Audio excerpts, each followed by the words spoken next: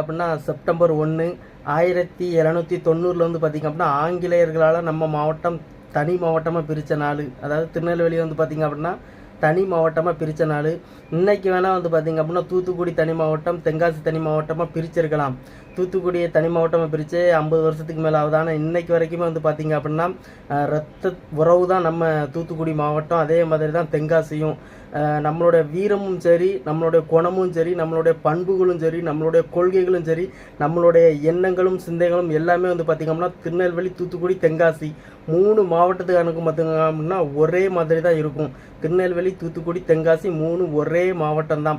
இன்றைக்கி செப்டம்பர் 1 திருநெல்வேலி தனி மாவட்டமாக அறிவித்த நாள். இது திருநெல்வேலிக்காரனுக்கு மட்டும் இல்லை, நம்ம தூத்துக்குடி அப்புறம் வந்து பார்த்திங்கன்னா நம்ம தென்காசி இந்த 3 மாவட்டத்துக்காரங்களுக்கும் சேர்த்து தான் மக்கா. என்றைக்குமே நம்ம ஒரு தாய் பிள்ளைங்க தான். திருநெல்வேலி, தூத்துக்குடி, தென்காசி 3 ஒரே மாவட்டம் தான். கெத்தா சொல்லுங்க மக்கா.